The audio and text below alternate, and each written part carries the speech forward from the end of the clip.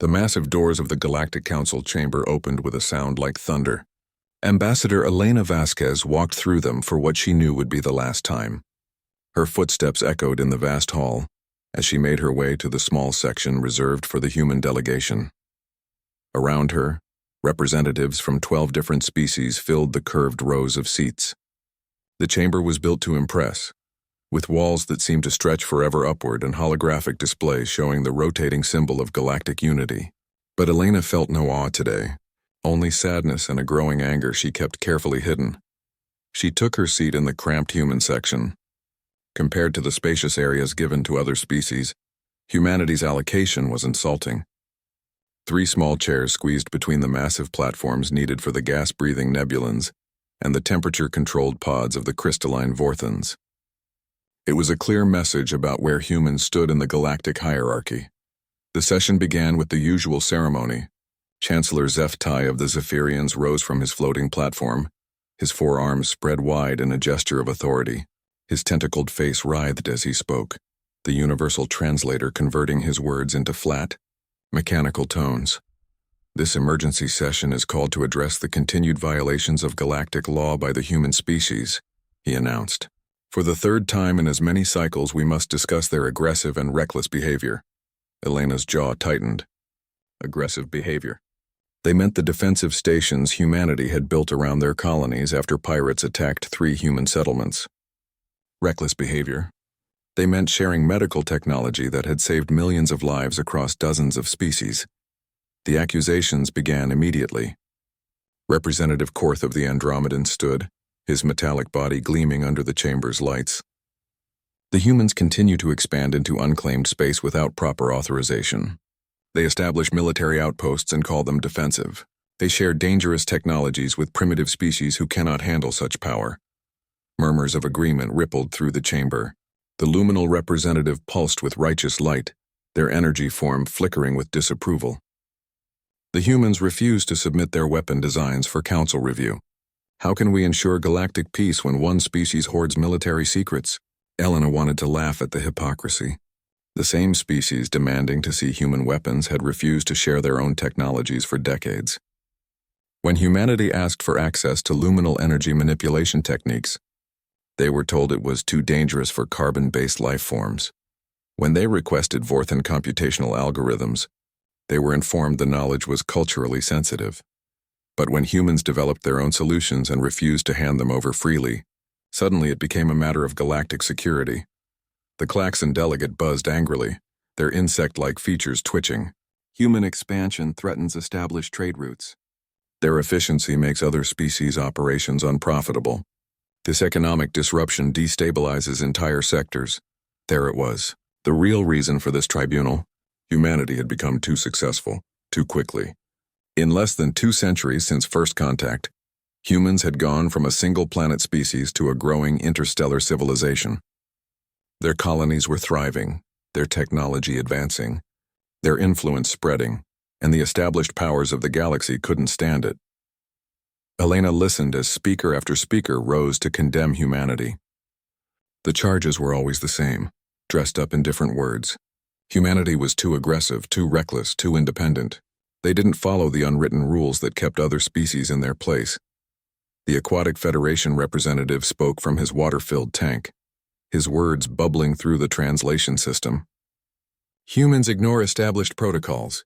They make contact with new species without council approval. They offer aid without consulting proper authorities. Elena remembered the last time humans had ignored protocol. A plague had broken out on 3 Centauri worlds. The council had spent 2 weeks debating the proper response while people died. Human medical ships had arrived within days, bringing supplies and doctors. They had stopped the plague and saved millions of lives. The council had been furious about the unauthorized intervention. Chancellor Zeftai rose again, his tentacles curling with satisfaction. The evidence is clear. Humanity has repeatedly violated the principles of galactic order. They expand without permission, act without consultation, and refuse to submit to proper oversight. Elena knew what was coming next.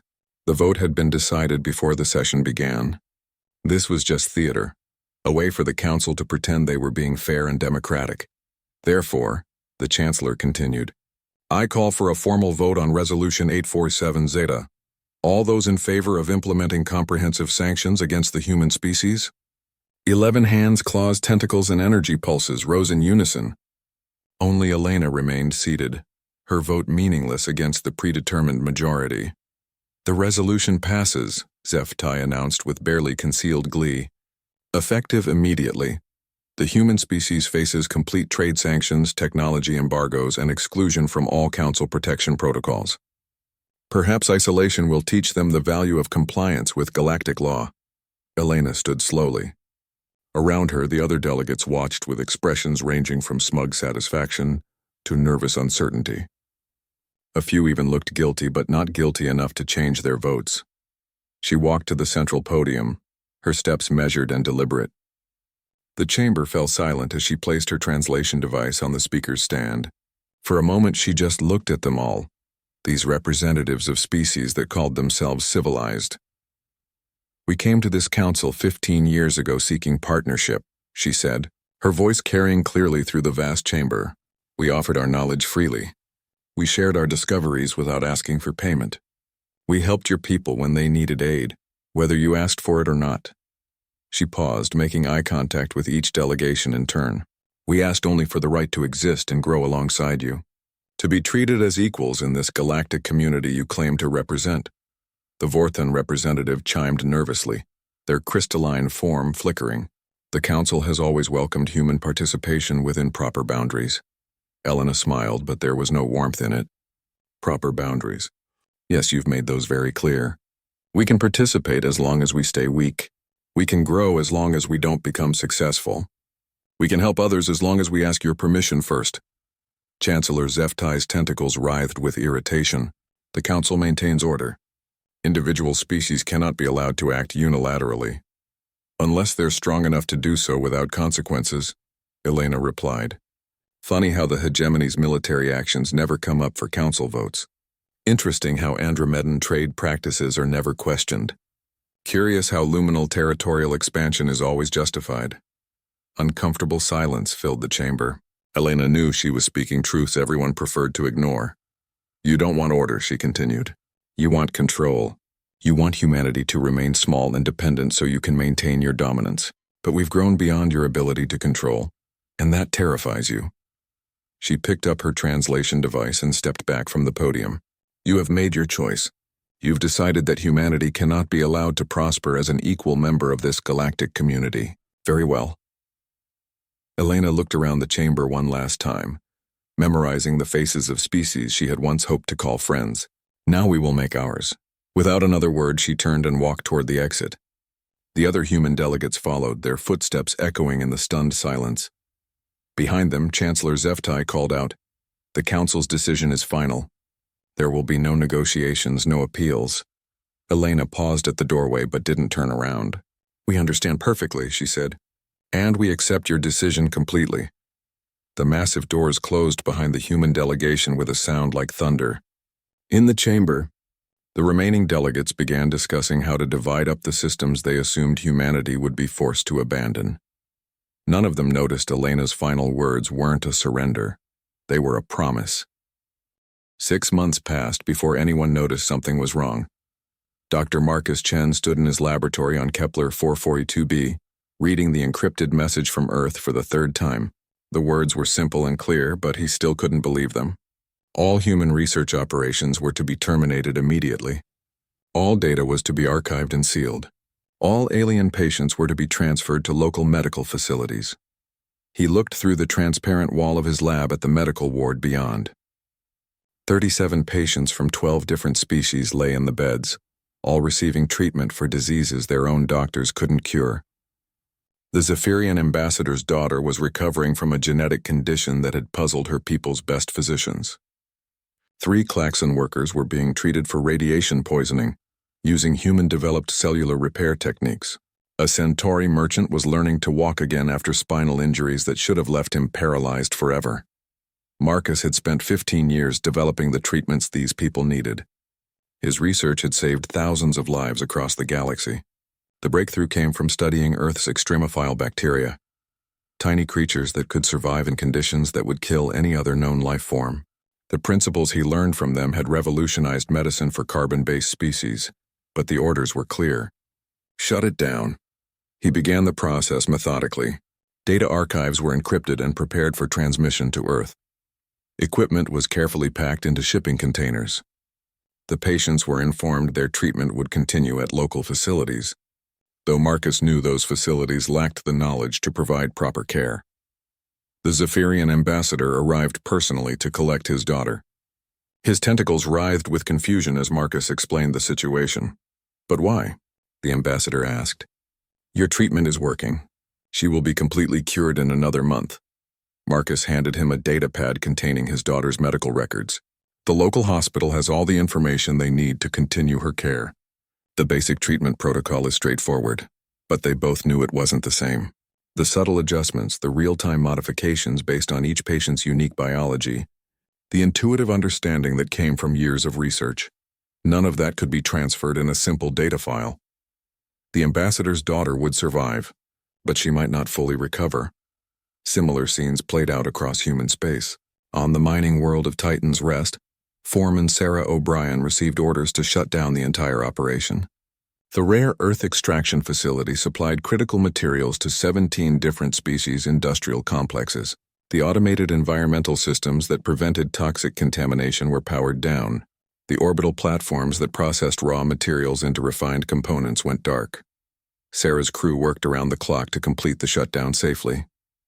The alien companies that depended on their material sent increasingly frantic messages, offering higher prices and better contracts, but the orders were absolute. Human operations were ceasing permanently. Captain James Rodriguez commanded the medical frigate Hippocrates in the border regions, where 3 species maintained an uneasy truce. For 2 years, his ship had provided emergency medical support to anyone who needed it, regardless of politics or species. His medical bays had saved the lives of warriors from all 3 factions, creating brief moments of peace in an otherwise hostile region. The recall order reached him while treating survivors from a cargo ship explosion. 53 beings from 5 different species lay in his medical bay, many in critical condition. Under normal circumstances, he would spend weeks ensuring they all recovered fully. Instead, he had 48 hours to transfer them to local medical facilities and depart. The transfer was chaotic. Local hospitals were overwhelmed and understaffed. Equipment that worked perfectly on human ships failed when installed in alien facilities. Medical techniques that seemed simple to human doctors proved impossible for other species to replicate. As the Hippocrates departed, Rodriguez watched the local medical stations struggle with cases his crew could have handled easily. He knew some of those patients wouldn't survive the transition. Across the galaxy, the pattern repeated. Human research stations went dark. Humanitarian missions ended abruptly. Trade agreements expired without renewal. Cultural exchange programs were terminated. Diplomatic missions were recalled. The humans weren't making threats or demands. They weren't staging dramatic protests or issuing ultimatums. They were simply leaving. The first species to notice were those who had become most dependent on human innovations. The Klaxon hive mind discovered their communication networks failing as human-designed quantum relays went offline one by one. Their own technology couldn't maintain the complex systems humans had built for them. The Aquatic Federation found their deep-sea colonies in crisis as human. Pressure suit technology failed without maintenance. Their own environmental systems were generations behind human capabilities. What had taken humans months to build would take them years to replace. The Centauri Commonwealth faced agricultural disasters as atmospheric processors designed by human engineers began malfunctioning. The subtle algorithms that balanced complex atmospheric chemistry were beyond their understanding. Entire worlds faced potential ecological collapse. When alien officials tried to contact human authorities, they received polite but unhelpful responses. Humanity is currently restructuring its galactic commitments in accordance with Galactic Council Resolution 847 Zeta. We thank you for your past cooperation and wish you success in your future endeavors. No negotiations. No exceptions, no explanations beyond the simple reference to the Council's sanctions. The Andromedan Industrial Consortium offered triple payment for continued mining operations. Denied. The Luminal Collective promised full, Technology sharing in exchange for medical support. Refused. The Vorthan Information Network begged for continued maintenance of their quantum systems. Ignored. Private. Companies tried hiring human consultants independently, only to discover that every human citizen had mysteriously become unavailable for outside contracts. Personal communications to human friends and colleagues went unanswered. Even mixed families found their human relatives suddenly unreachable. It was as if humanity had simply decided to stop existing in galactic affairs. The economic impact spread like a plague. Industries that relied on human efficiency found themselves unable to compete. Research projects ground to a halt without human expertise. Medical facilities struggled with patient loads they could no longer handle. On the council world of Nexus Prime, emergency meetings became a daily occurrence. Species representatives who had voted for sanctions now demanded explanations for humanity's extreme response. "They're overreacting," insisted the Klaxon delegate, his mandibles clicking nervously. "Economic sanctions don't require complete withdrawal from galactic society." But Chancellor Zeftai was beginning to understand they had made a serious miscalculation. His intelligence reports painted a disturbing picture. Human colonies weren't just reducing operations, they were being completely evacuated. Entire populations were disappearing without explanation. Most troubling of all, the evacuations were happening with impossible efficiency. Planets that housed millions of humans stood empty within weeks. Orbital stations that had operated for decades were abandoned overnight. Industrial complexes that should have taken months to dismantle were gone in days. The Council had expected humanity to struggle under the sanctions, to come begging for negotiations. Instead, they had vanished so thoroughly it was as if they had never existed. A scout ship sent to check on human activity in the Sol system returned with impossible news. Earth's orbital infrastructure was gone. Luna Base stood empty. Mars colonies showed no life signs. Even the asteroid mining operations had been abandoned. But there was no debris, no signs of hasty evacuation, no indication of where billions of humans had gone. The only evidence they had existed at all was the continuing failure of systems they had built throughout the galaxy. Systems that no one else knew how to repair. 1 year after the sanctions began, the Galactic Council chambers buzzed with panic. Emergency sessions had become so common that permanent crisis committees were formed to handle the flood of desperate requests from member species. Chancellor Zeftai floated above his platform, tentacles writhing as he read report after report of system failures. The Andromedan stellar engineering projects had stopped completely. Massive orbital construction platforms drifted powerless around half-built space stations. The fusion technology that powered their civilization was failing, and without human expertise they couldn't fix it. "Where are the backup systems?" demanded Representative Korth, his metallic body sparking with electrical discharge, a sign of extreme stress among his species. "There were no backup systems," Zeftai replied grimly. Human technology was so reliable that most species stopped maintaining their old equipment. When human systems failed, there was nothing to fall back on. The Vorthan delegate chimed desperately, their crystalline form fracturing with stress cracks. "Our entire information network is degrading. Without human quantum computing maintenance, we're losing data at an exponential rate. Centuries of accumulated knowledge are disappearing." The Centauri representative looked exhausted. Dark circles under his eyes spoke of sleepless nights managing the agricultural crisis, devastating his worlds. "We've lost 3 colony worlds already. The atmospheric processors failed completely, and we can't replicate the chemical balance algorithms. Billions of people are being evacuated to overcrowded core worlds. But the most disturbing reports came from the intelligence services. Captain Vorthak of the Hegemony Navy had led a full investigation fleet to human space, expecting to find Earth preparing for war. Instead, he found something far more unsettling. "The Sol system is completely empty," he reported to the stunned assembly. "Not abandoned. Evacuated with surgical precision. Every orbital station, every mining operation, every research facility has been removed without leaving a trace of debris." He activated a holographic display showing scans of Earth's orbit. Where massive space stations should have been, there was only empty space. There's no evidence of destruction or hasty retreat. It's as if they simply decided to take everything with them. The luminal representative pulsed with confusion, their energy form flickering between colors. "That's impossible." Moving entire civilizations requires enormous resources and time. Our monitoring stations would have detected massive fleet movements. That's just it, Vorthak continued. There were no fleet movements. Our long-range sensors detected nothing unusual until 3 days ago, when we picked up massive gravitational anomalies beyond the galactic rim. The chamber fell silent.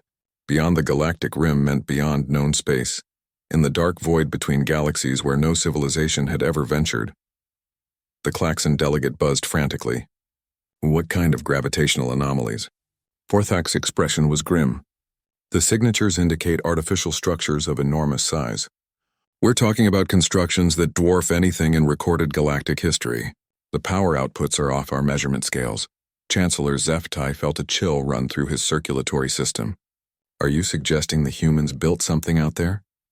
I'm suggesting they built something that makes our greatest achievements look primitive, Vorthak replied. The energy readings indicate technology far beyond anything they possessed when they left. The implications were staggering. Humanity had somehow advanced their technology by centuries in just 1 year. Either they had been hiding their true capabilities all along, or they had achieved breakthroughs that defied known scientific principles. The crisis deepened daily. Wars broke out in the Saber Arm region where human peacekeepers had once maintained stability. Without human medical support, casualty rates soared. Without human communication relays, military coordination collapsed. Conflicts that had been contained for decades erupted into full-scale warfare. The Nebular Consortium reported complete system failures in their atmospheric processing plants. Their gas giant colonies, home to billions, faced extinction as the delicate chemical balance that supported their methane-based life began breaking down. The Luminal Collective faced their own existential crisis. Their energy-based existence depended on containment fields that used principles derived from human exotic matter research. As the fields degraded, members of their species began dissipating into the cosmic background radiation. How did we become so dependent?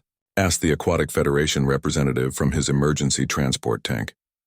His people's deep-sea colonies were failing as pressure systems designed by human engineers malfunctioned.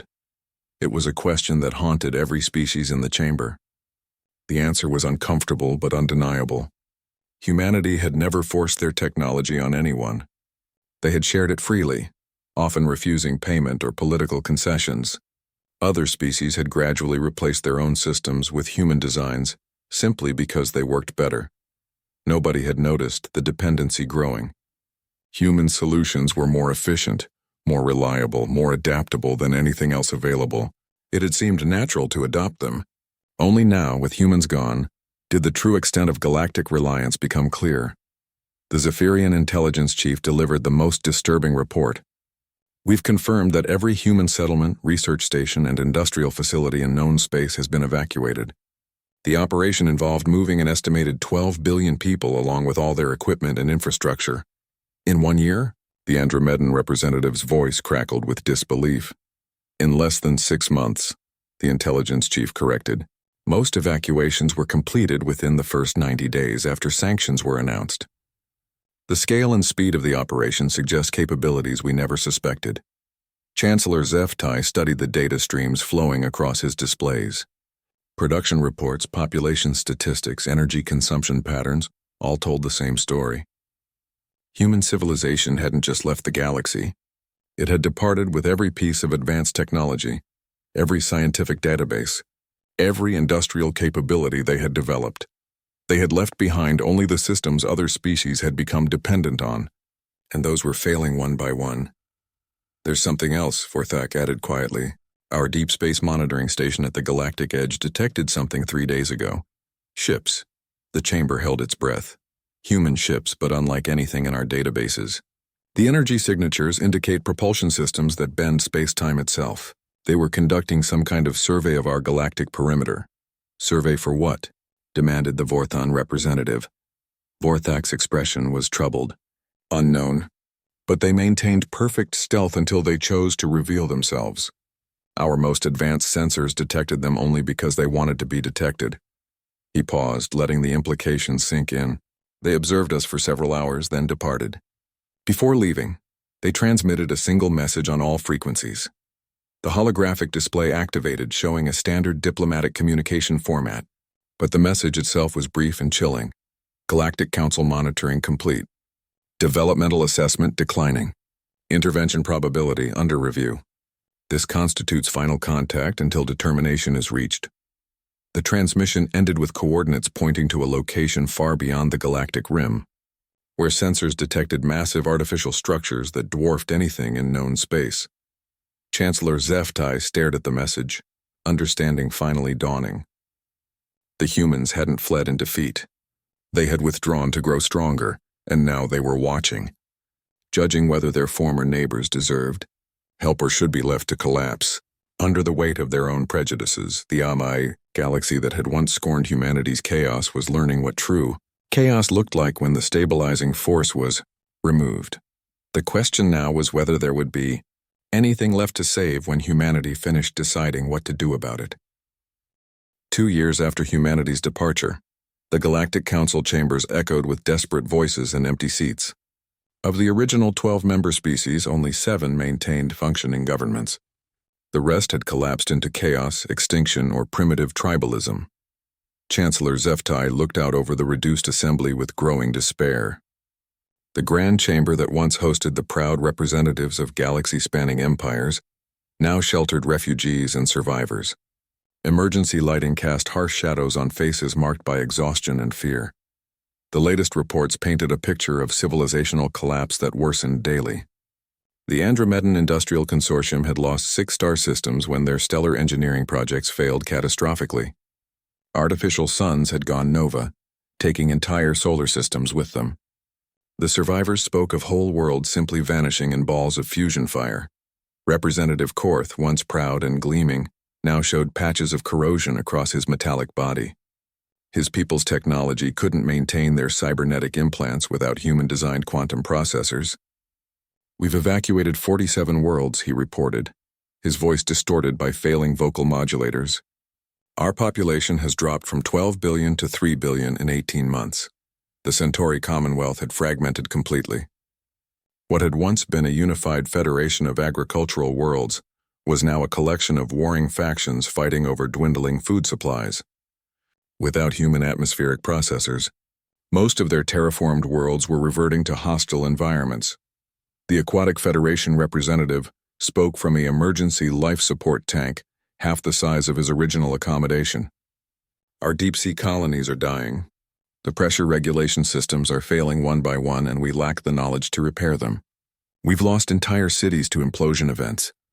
But the most tragic case was the Luminal Collective. These beings of pure energy had once considered themselves the most advanced species in the galaxy. Now their representative flickered weakly, barely maintaining coherence. Our containment fields are degrading beyond repair. We estimate complete species extinction within 6 months unless the deterioration is stopped." Their desperation had driven them to attempt reverse engineering human technology, but the exotic matter principles that made it work were beyond their understanding. Every attempt to recreate human containment systems had failed, often explosively. The Klaxon hives had gone completely silent 3 months ago. Scout ships sent to investigate their worlds found empty cities and abandoned colonies. Whether the insectoid species had died out or simply retreated underground was unknown. Chancellor Zeftai reviewed the casualty reports with growing horror. Conservative estimates suggested that over 40 billion sentient beings had died as a direct result of technological failures since humanity's departure. Wars, famines, industrial accidents, environmental collapses, all traceable to the breakdown of human-maintained systems. "How could we have been so blind?"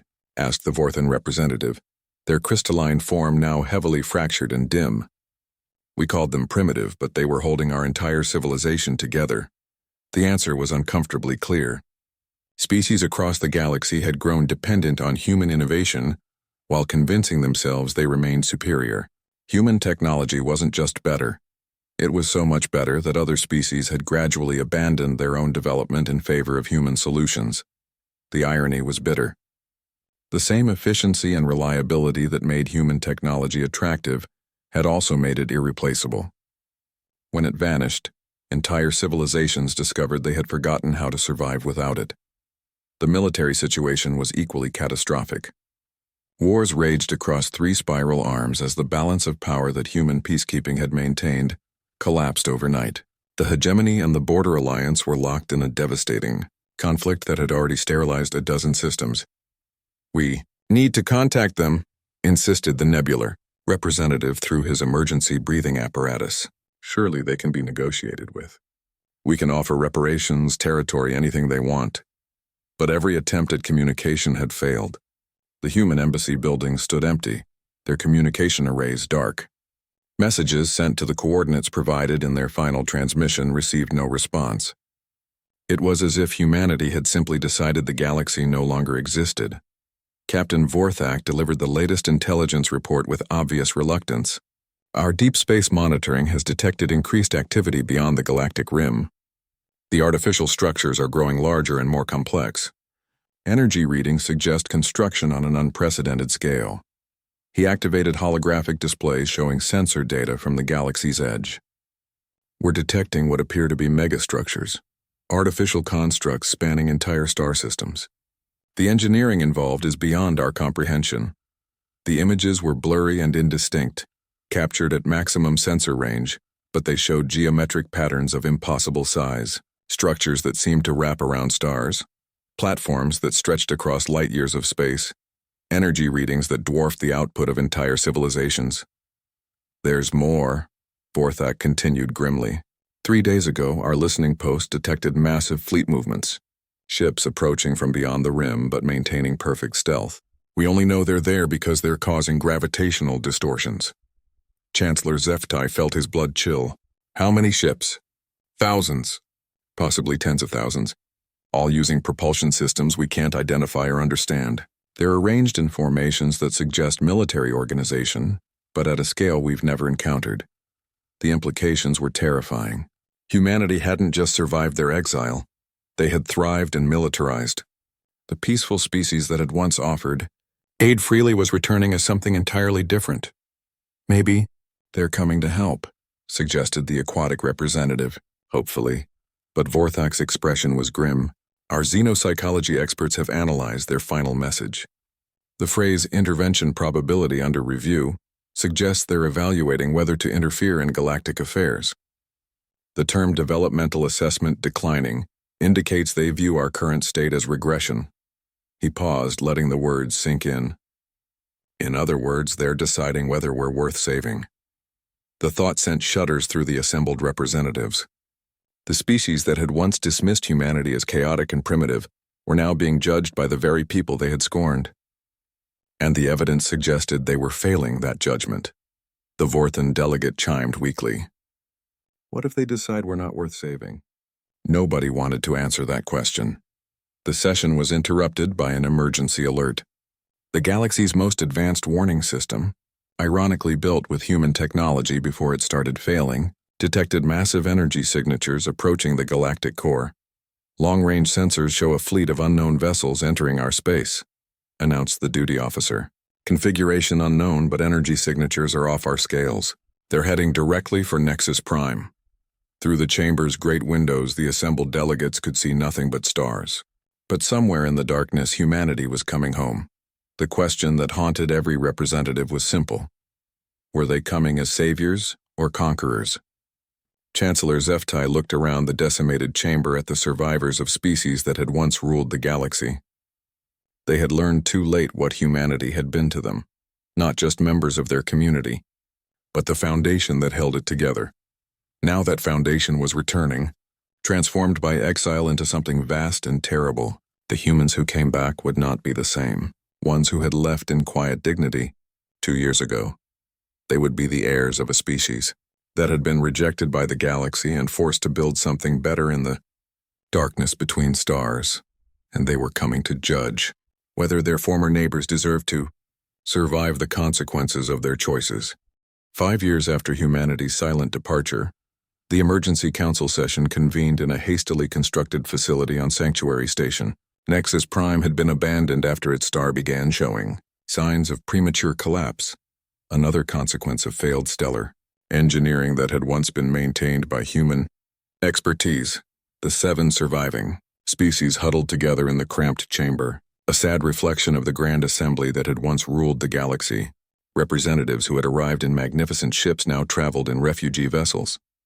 The proud banners of galactic civilization had been replaced by emergency rations and survival equipment.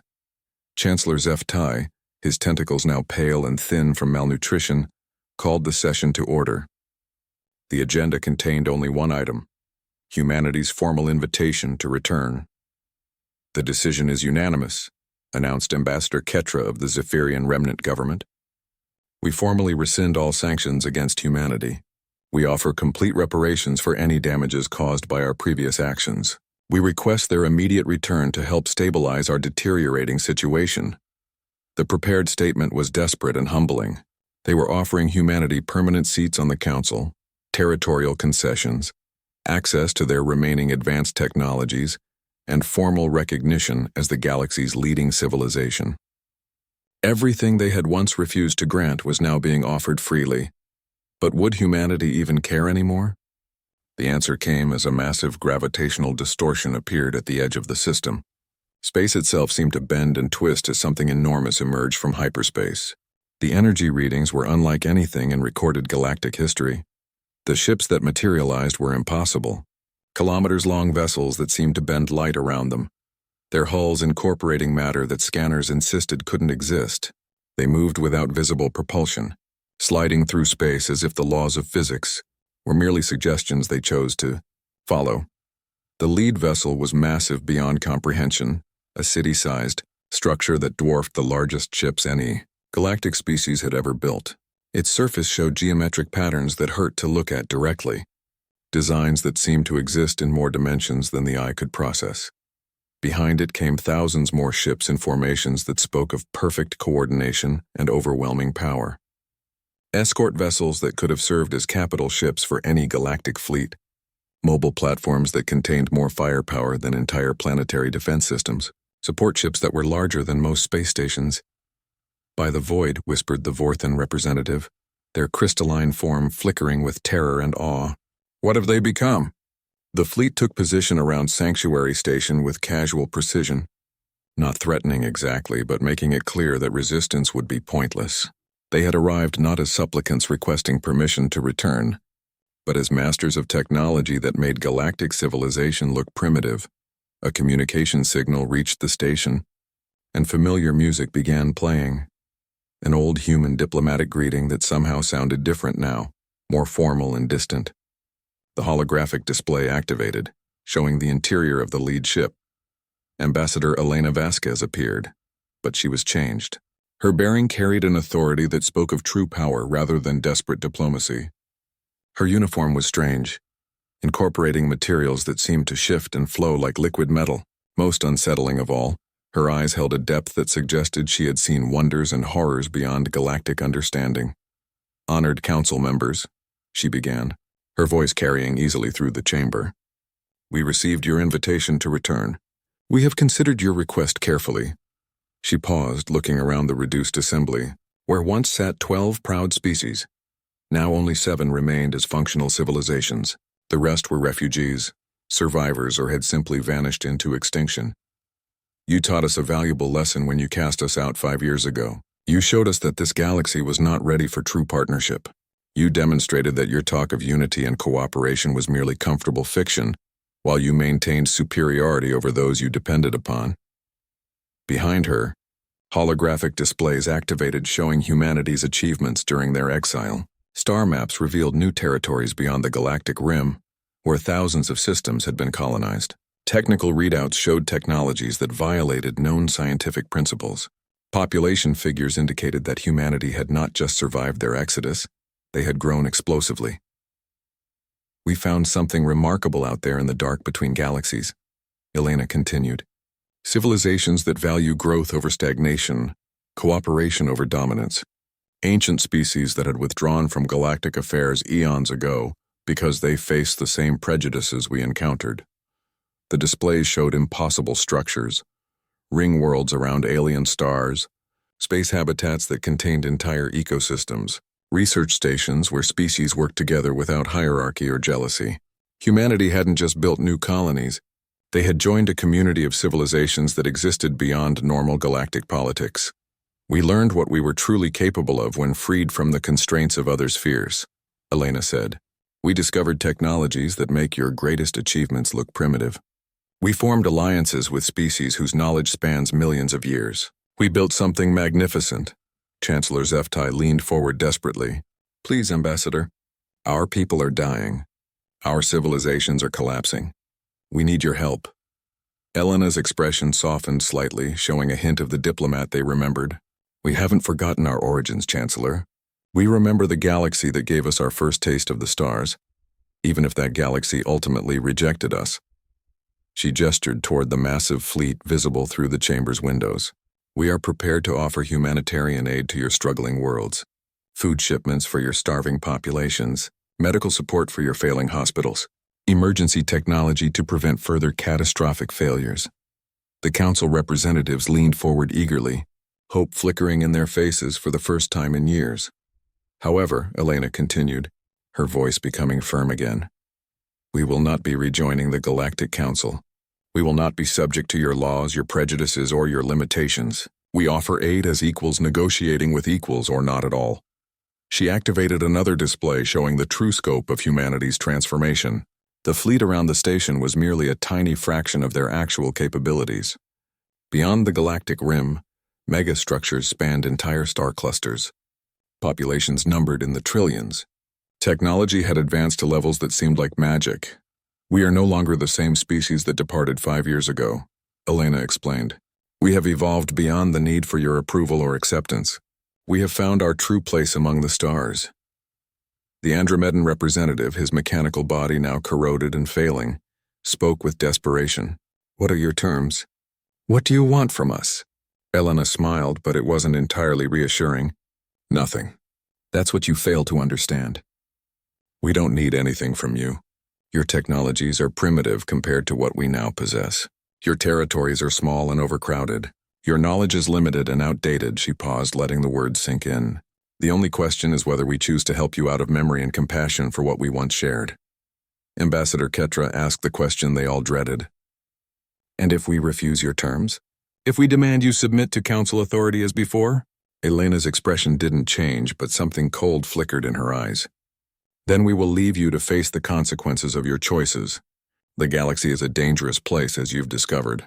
Without someone to maintain stability, civilizations rise and fall very quickly. She gestured to the displays showing the collapsed regions of galactic space. You've had 5 years to prove you could maintain order without us. The results speak for themselves. The threat was subtle but unmistakable. Humanity had become powerful enough to either save galactic civilization or watch it destroy itself. They were offering help, but only on their terms. Chancellor HFY looked around the chamber at his fellow survivors. Species that had once commanded star-spanning empires now barely controlled single systems. Technologies that had once been their pride were failing daily. Populations that had numbered in the billions were reduced to scattered refugees. The choice was simple. Accept humanity's help and acknowledge their superiority, or maintain their pride and face extinction. What guarantees do we have? Asked the Vorthon representative weakly. Elena's smile was genuinely warm for the first time. The same guarantee we always offered, our word. We came here seeking partnership once before. We offered our knowledge freely and asked only for equal treatment. You rejected that offer. She stood, her presence commanding the attention of every being in the chamber. Now we return with the power to enforce our terms rather than request them. But our fundamental nature hasn't changed. We still prefer cooperation to conquest, growth to stagnation, hope to despair. The ambassador moved toward the communication console, her image beginning to fade. You have one standard galactic cycle to decide. Accept our aid as equals or continue as you have been. But understand this. We will not make this offer again. As her image disappeared, Elena's final words echoed through the silent chamber.